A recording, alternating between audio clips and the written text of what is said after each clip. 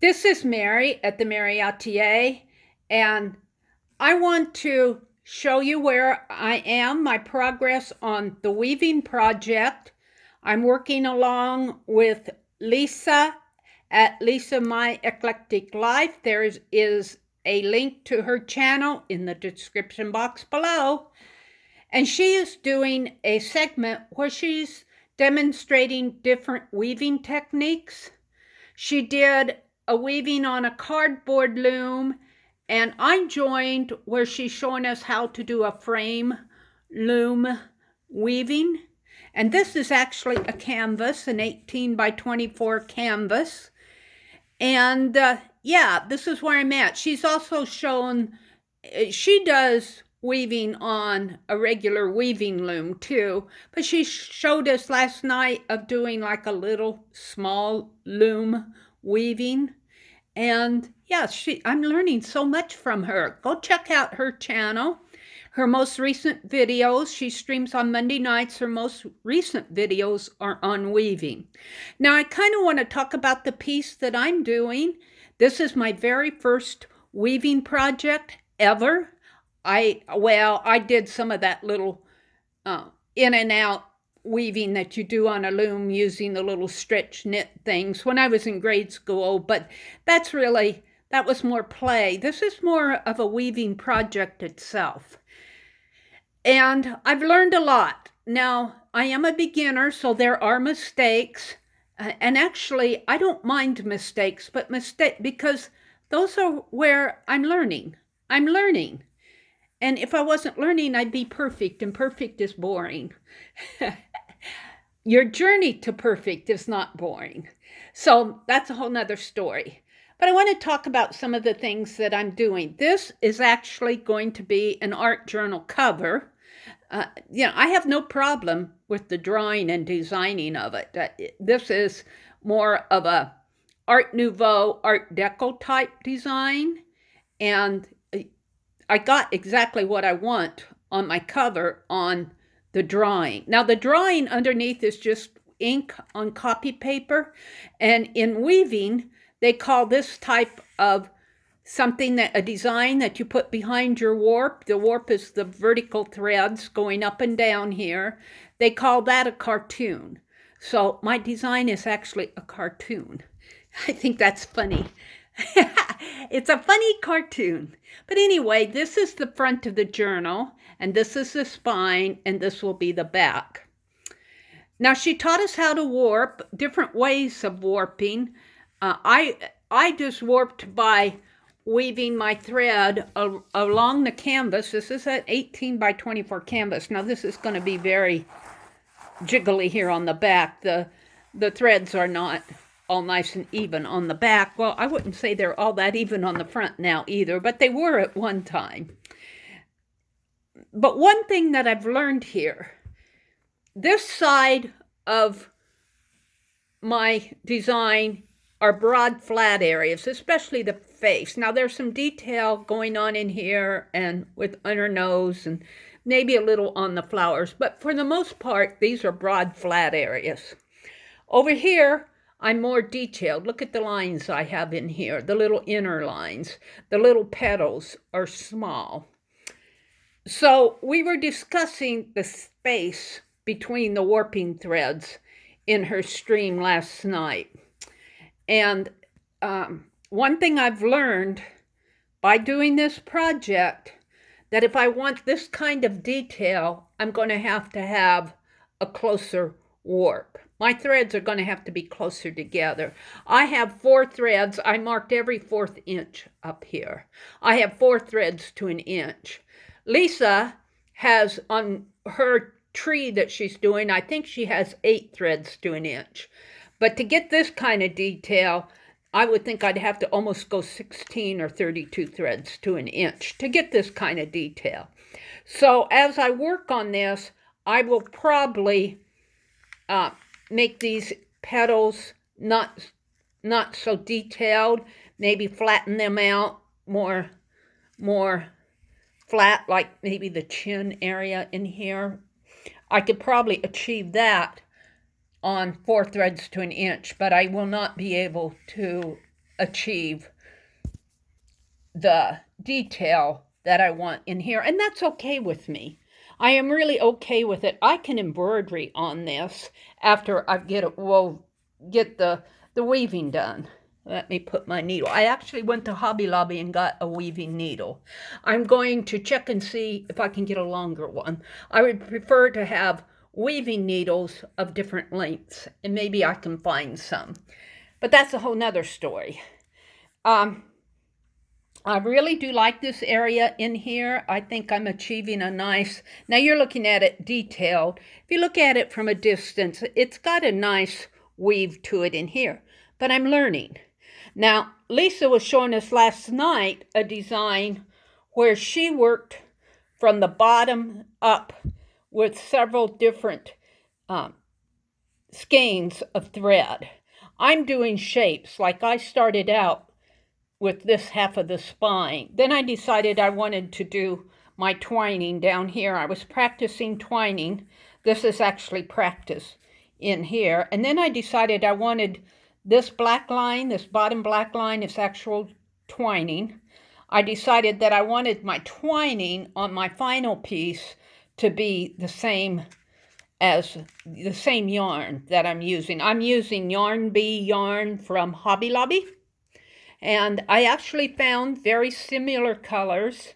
My red's a little darker, my blue's a little lighter, and my black is more of a charcoal, not a jet black. But I like how my colors coordinate. I have a blush color for the face and the flower.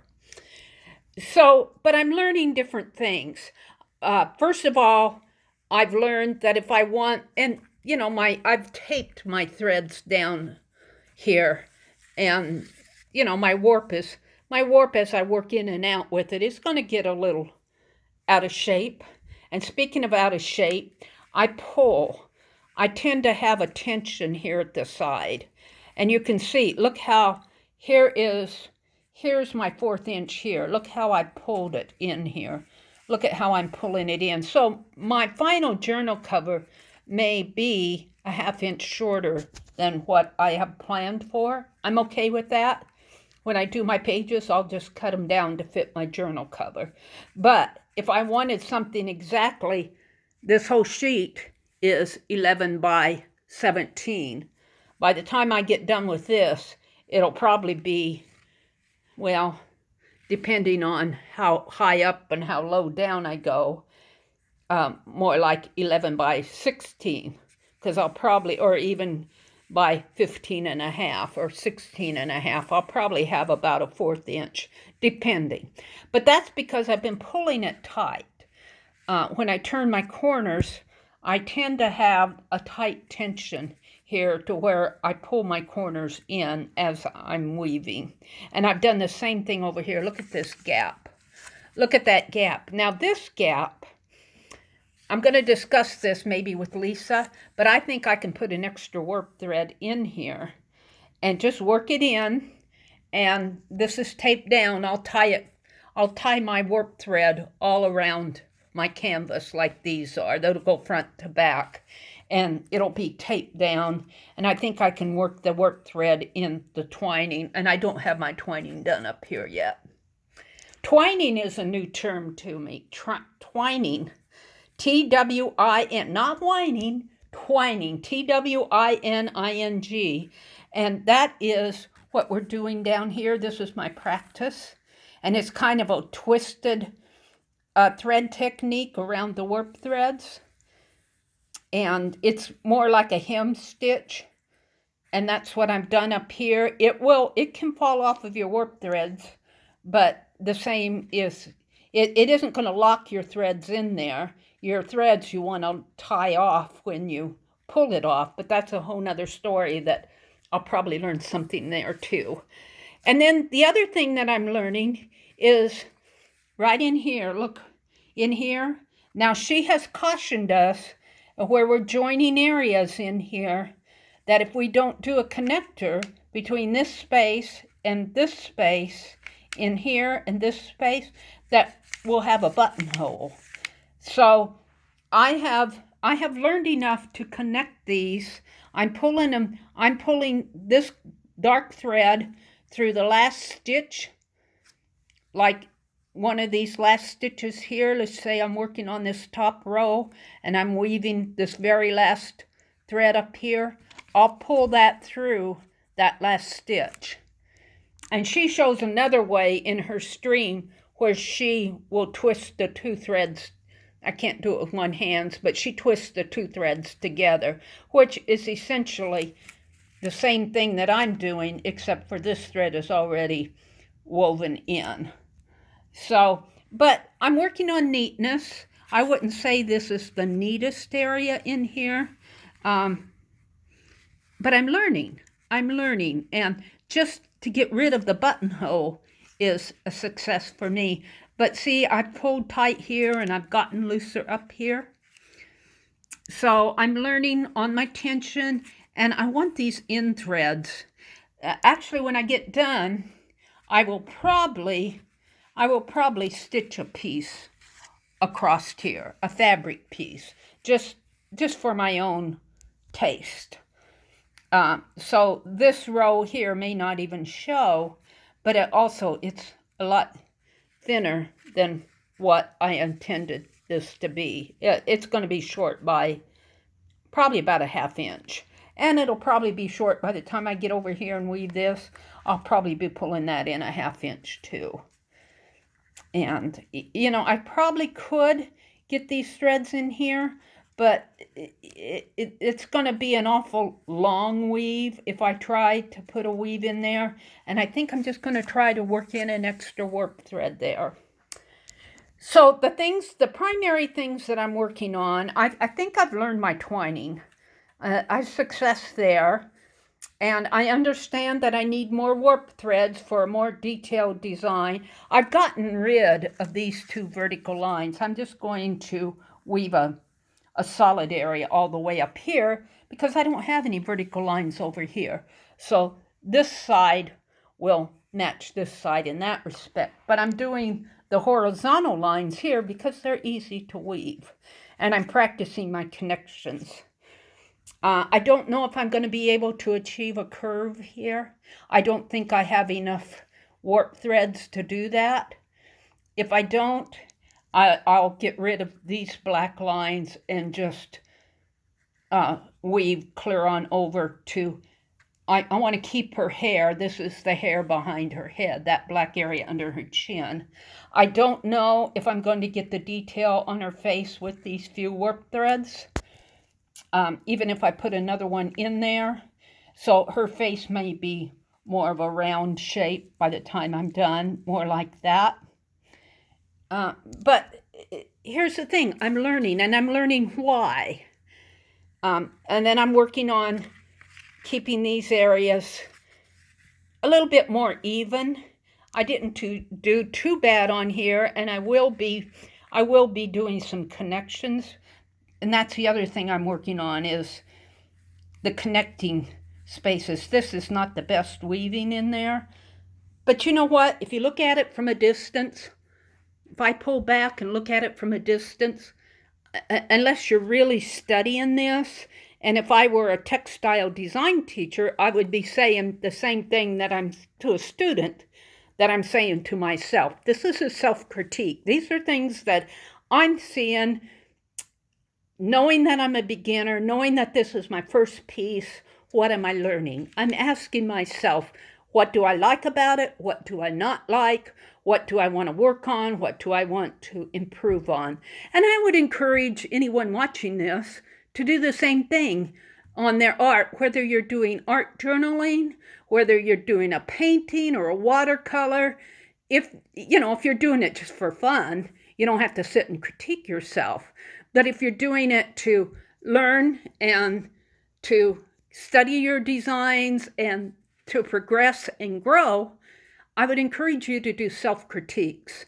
Nobody's going, well, you are, because I'm doing a video and putting it up on my YouTube channel. But if you are just alone in your studio, nobody else is going to hear your self-critique. And be hard on yourself. Tell yourself what you don't like. and be easy on yourself and tell yourself what you really do like. I really like the design itself. I would love to be able to achieve this detail of a design, and I know I'm not going to my beginning weaving because I don't have the warp to do it. But I think what I do achieve is going to be fine. I think it's all going to work out in the end. And I can also embroidery on this. If I would want, we were talking about that last night. If I still want these black lines, I can do an embroidery stitch. I can embroidery my lines on my shapes once I get them woven in there. Even though I may round off her face, I can embroidery an eye in there. I don't know if I'll get this detail. I'll try. And, but critique yourself is what I'm getting at. And you'll see yourself grow as you progress. I don't think this will be my only weaving. Right now, I can tell you what I'd like to do. I'd like to have this done because I can't wait to warp another frame and warp it 16 or 32 threads to an inch and do this same design all over again. I probably won't do this design. I'll probably be doing another detailed design, maybe even an Art Nouveau one. I'd love to do a standing lady.